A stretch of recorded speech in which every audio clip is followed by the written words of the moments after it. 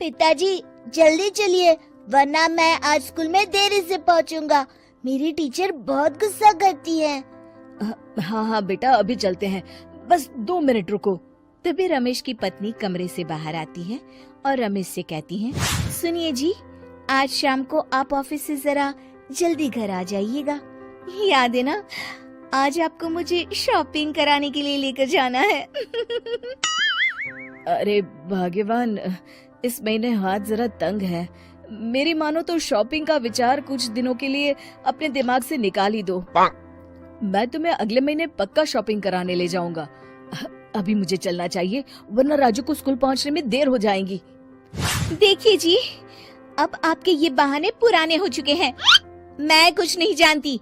आज शाम को मुझे शॉपिंग करने जाना है, मतलब जाना है। आगे आपकी मर्जी। अच्छा ठीक है भाग्यवान, अब तुम पूरा घर सर पर मत उठाओ, मैं कुछ करता हूँ। इतना कहकर रमेश अपने बेटे राजू को लेकर वहाँ से चला जाता है।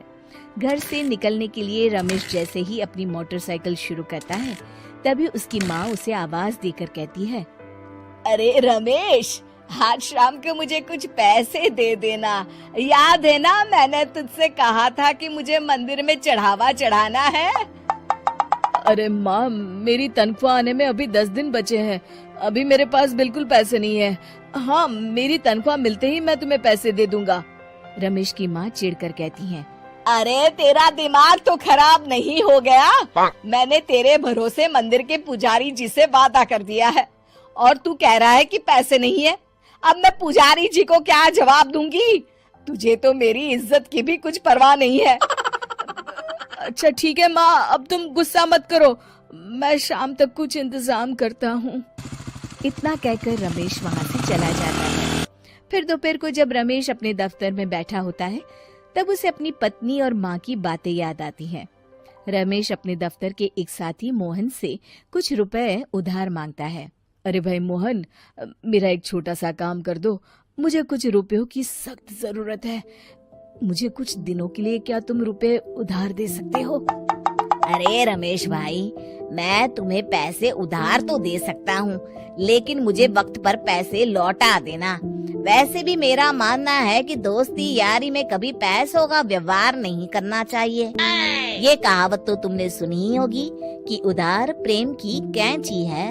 मैं नहीं चाहता कि पैसों को लेकर हमारा रिश्ता खराब हो। अरे मोहन, तुम बिल्कुल चिंता मत करो, मैं तुम्हारे पैसे वक्त पर लौटा दूंगा। फिर मोहन रमेश को पैसे दे देता है।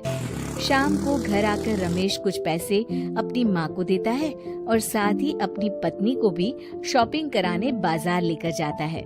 रमेश की पत्नी और उसकी माँ का स्वभाव जरूरत से ज्यादा खर्चीला होने के कारण दोनों हमेशा बेवजह पैसे खर्च करती हैं। फिर एक दिन, सुनिए जी, अगले हफ्ते हमने छुट्टियों में कहीं बाहर जाने का प्लान बनाया था। आपने पैसों का इंतजाम कर लिया ना? अरे अभी कहाँ, अभी तो मेरे पास बिल्कुल पैसे नहीं है। हम कभी और चले जाएंगे। देखिए जी, मैंने सभी सहेलियों से कह दिया है कि मैं बाहर घूमने जा रही हूँ। अगर मैं नहीं गई तो सब मुझ पर हंसेंगी। आप कहीं से भी पैसों का इंतजाम कीजिए जी। इतना कहकर रमेश की पत्नी वहाँ से चली जाती है। वहीं दूसरी तरफ रमेश की माँ भी तीर्थ यात्रा जाने की जिद करती है और रमेश से पैसे मांगती है। फिर अगले दिन रमेश एक सेठ से पैसे उधार लेकर अपनी पत्नी और बेटे को घुमाने ले जाता है और अपनी माँ को भी तीर्थ यात्रा पर भेज देता है। लेकिन जैसे ही रमेश अपनी छुट्टियां बिताकर वापस आता है, कर्जदार उसका जीना मुश्किल कर देते हैं। इतना ज्यादा कर्ज एक साथ अपने ऊपर देख रमेश काफी परेशान रहने लगता है। फिर एक दिन राजू की स्कूल की फीस वक्त पर न भर पाने के कारण रमेश को स्कूल में बुलाया जाता है। स्कूल के प्रिंसिपल साहब रमेश को सख्त हिदायत देते हैं कि अगर वक्त पर स्कूल की फीस नहीं भरी गई तो उनके बेटे का नाम स्कूल से काट दिया जाएगा। अपने बेटे की स्कूल की फीस भरने के लिए रमेश अपने दोस्त गिरधारी से कुछ पैसे उधार ले लेता है और स्कूल की फीस भर देता है। रमेश की माँ और उसकी पत्नी खर्चे और घर की जिम्मेदारी संभालते संभालते धीरे धीरे रमेश पूरी तरह कर्ज में डूब जाता है और तभी एक दिन दफ्तर में काम करते समय रमेश की तबीयत अचानक बिगड़ जाती है और वो बेहोश होकर गिर पड़ता है। उसे जल्दी से पास के एक अस्पताल में भर्ती कराया जाता है। रमेश के घर वालों को ये बात पता चल जाती है तो वे सभी अस्पताल पहुंचते हैं। अस्पताल के डॉक्टर साहब उन्हें बताते हैं, देखिए, देर रात तक जागने और जरूरत से ज्यादा काम करने की वजह से इन्हें चक्कर आ गया था। बेहतर यही होगा कि इन्हें कुछ दिनों के लिए पूरी तरह आराम करने दिया जाए। रमेश की हालत देखकर उसके बेटे राजू को बहुत गुस्सा आता है और वो अपनी दादी और माँ से कहता है, माँ, दादी, मैं इतना छोटा हूँ, फिर भी मैं इतना समझता हूँ कि पिताजी दिन रात दफ्तर में काम करके पैसे कमाते हैं।